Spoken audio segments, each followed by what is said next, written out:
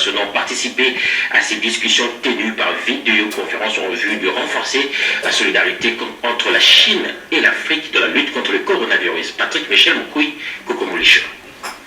Alors que le nombre de cas de la Covid-19 augmente dans certains pays du continent, les dirigeants africains se serrent les coudes en réajustant la solidarité régionale et internationale.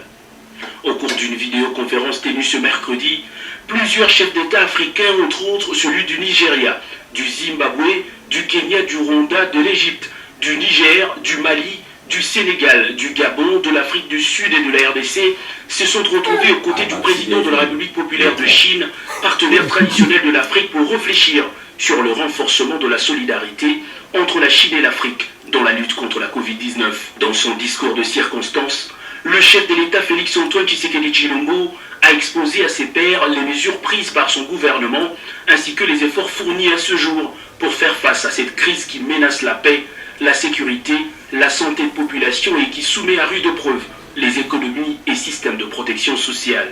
Tout en saluant les efforts endogènes de l'Afrique qui utilisent de plus en plus de protocoles de traitement et de prévention de la Covid-19 propres à l'Afrique et dont les résultats sont encourageants, mon pays demeure reconnaissant aux efforts et au soutien apportés par diverses organisations internationales et dans la lutte contre cette pandémie, en particulier l'OMS, dont les orientations sur les modalités d'intégration de la surveillance de la Covid-19 restent très instructives. Félix-Antoine Tshisekedi Tshilombo a plaidé pour l'intensification de liens de solidarité au-delà de la crise sanitaire. Tout en saluant les efforts endogènes de l'Afrique qui utilisent de plus en plus de protocoles de traitement et de prévention de la Covid-19 propres à l'Afrique et dont les résultats sont encourageants, mon pays demeure reconnaissant aux efforts et au soutien apportés par diverses organisations internationales et dans la lutte contre cette pandémie, en particulier l'OMS, dont les orientations sur les modalités d'intégration de la surveillance de la Covid-19 restent très instructives. La coopération mondiale et régionale, ainsi que la solidarité entre peuples demeurent une priorité dans la lutte contre cette pandémie, a précisé le chef de l'État congolais. Le sommet extraordinaire Chine-Afrique sur la solidarité contre le coronavirus a également connu la présence du secrétaire général des Nations Unies, du président de la Commission de l'Union africaine et du directeur général de l'Organisation mondiale de la santé. La République démocratique du Congo importe plus et produit moins. Le programme agricole d'urgence d'intervention post-Covid-19 va être enrichi de nouveaux éléments. L'objectif pour le Premier ministre est de mettre fin à la dépendance alimentaire. François Belawaki, Pompomba nous en parle. Le programme agricole d'urgence d'intervention post-Covid, ce projet phare du gouvernement Ilunkamba, occupe les premières loges des priorités sur lesquelles travaille l'exécutif central en cette période de crise sanitaire et économique. Encore ce mercredi 17 juin 2020, le Premier ministre Ilunga Ilunkamba a réuni son équipe pour poursuivre l'évaluation de ce plan qui consiste à redynamiser le secteur agricole congolais. Il est également question d'encadrer la production des paysans, leur donner la possibilité de produire davantage et porter cette production sur les marchés de consommation intérieure. Avec la suspension des importations, la production locale des aliments prisés tels que le maïs, le riz et le haricot doit être multipliée. Vu l'aspect transversal de la matière, hormis le ministre technique, celui de l'agriculture, Joseph Kassonga, les 3 vice-premiers ministres participent aux échanges nourris par la ministre de l'économie, celui de la pêche et de l'élevage, de l'industrie et du développement rural. Sont aussi comptés le vice-ministre des Finances et le gouverneur de la Banque centrale du Congo. Les politiques ont passé le relais aux experts. Ces derniers vont à présent se pencher sur ce document. Objectif, cerner et évaluer tous les contours. Il faut bien entendu mobiliser des moyens financiers importants pour investir notamment dans l'outil de transformation. Parlons encore de la lutte contre la Covid-19 en République démocratique du Congo. Le vice-premier ministre en charge de la justice et garde des Sceaux, Célestin Tundaya Kasende, vient de visiter les centres de dépistage public pour la lutte contre la Covid-19. Centre installé dans l'enceinte du stade de Martyrs. Sur place, il a sensibilisé la population à respecter les gestes barrières pour lutter contre cette pandémie. Jacques Kababa. La population congolaise en général et qui nous en particulier à se faire dépister à la pandémie de Covid-19, le vice-premier ministre de la Justice et garde des Sceaux, Maître Célestin Tundaya Kasende, a visité les centres de dépistage public à ces virus installés dans l'enceinte du stade des Martyrs de la Pentecôte. Les patrons de la justice congolaise ont sur place échangé avec l'équipe des médecins et les personnels commis à ce travail. Ma visite ici, elle est pédagogique. En tant que membre du gouvernement, je suis passé pour montrer à la population que tout le monde a intérêt de se faire tester. Et pas de se faire tester une seule fois, de se faire tester autant que possible, c'est-à-dire plusieurs fois, chaque fois qu'on a la possibilité, pour qu'on soit sûr non seulement d'être soi-même en bonne santé, mais aussi de ne pas exposer les autres. Maître Tundaya a remercié les partenaires du gouvernement congolais, à l'occurrence Jérusalem, qui a pensé installer ces centres de tests de masse au profit de la population congolaise. Je suis venu voir le travail que un des partenaires qui aime le Congo, il a placé ce centre de tests de masse pour permettre au plus grand nombre, même ceux qui sont dans le véhicule, même ceux qui viennent à pied, ils peuvent se faire tester dans de bonnes conditions, sans précipitation, pour connaître l'état de sa santé actuellement. Et direction la chambre basse du Parlement, les membres du bureau de la Commission électorale nationale indépendante conduits par le président de la centrale électorale, Corneille Nangaa, ont présenté le rapport annuel 2019-2020 auprès du bureau de l'Assemblée nationale, nous apprend Marcel Amoranteba.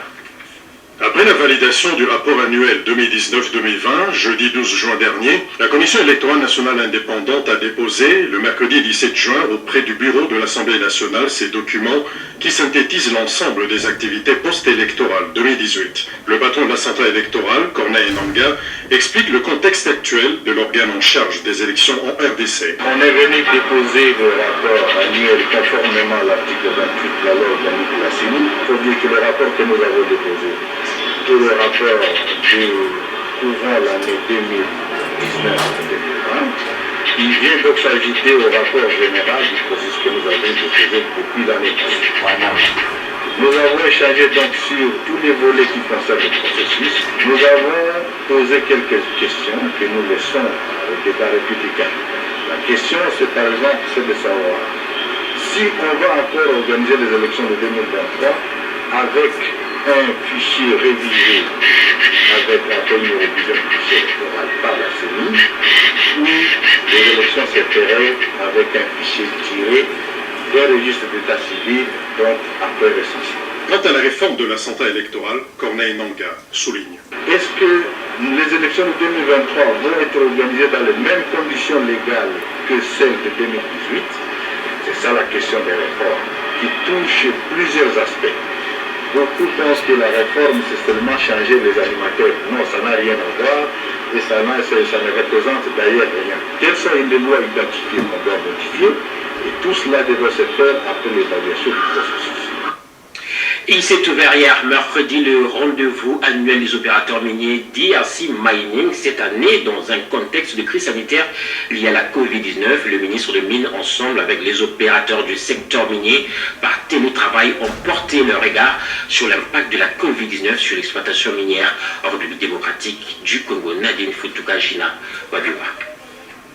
L'impact de la Covid-19 sur l'exploitation minière en République démocratique du Congo a fait l'objet d'une séance de télétravail entre les ministres des Mines, le professeur Willy Kitobo Samsoni et les opérateurs miniers en République démocratique du Congo. Cette vidéoconférence organisée dans un contexte particulier de la Covid-19 avec ses conséquences sur les économies du monde a donné l'opportunité aux parties prenantes de faire le point sur la gestion de la crise dans les secteurs miniers de la République démocratique du Congo et ainsi d'établir sur les perspectives post-Covid-19. Au cours des échanges, les participants ont noté plusieurs conséquences, notamment la baisse de la demande de produits miniers marchands et la chute des cours de métaux. La baisse des recettes du secteur minier en République démocratique du Congo malgré le maintien de la production ainsi que les reports de projets miniers soutenus par les expatriés bloqués dans leur pays. Ajoutez à cela l'impossibilité des inspections réglementaires des activités minières et l'augmentation des risques de fraude minière. Le secteur de mine est un secteur très important. Il est un secteur bien sûr qui est le secteur qui booste à peu près beaucoup d'activités en RDC. Et ce secteur, nous devons faire des efforts pour essayer de le maintenir et surtout maintenir le projet qui était déjà le projet minier métallurgique qui normalement devait augmenter aussi les recettes de l'État l'année prochaine. Et donc, avec la plupart des panélistes, nous étions en train de discuter sur tous ces problèmes de comment, après le Covid-19, on pouvait reprendre le développement du secteur de l'RDC et surtout, qu'est-ce que nous pouvons prendre comme mesure pour continuer à attirer les investisseurs. Il est à noter que tout impact négatif dans ces secteurs les plus importants de l'économie nationale au vu de sa contribution aux recettes de l'État a des conséquences sur plusieurs activités connexes, ce qui par ricochet porte un préjudice au budget de l'État. Toujours dans ce secteur des mines, préparer l'après-mine, c'est une nécessité aujourd'hui dans les provinces à vocation minière du fait que les gisements miniers finissent par s'épuiser. C'est le cas de la province du Lualaba où certains territoires doivent bénéficier d'un accompagnement afin de relancer le secteur agricole, nous dit David Moubega. Dans la province du Lualaba doit permettre de relancer les autres secteurs en vue de la diversification de l'économie. Le secteur agricole commence déjà à sortir de la léthargie avec cette belle initiative réalisée en Kando dans le territoire de Lubudi. Mais ce n'est pas tout. Il est nécessaire d'étendre cette expérience à d'autres territoires de la province du Lualaba.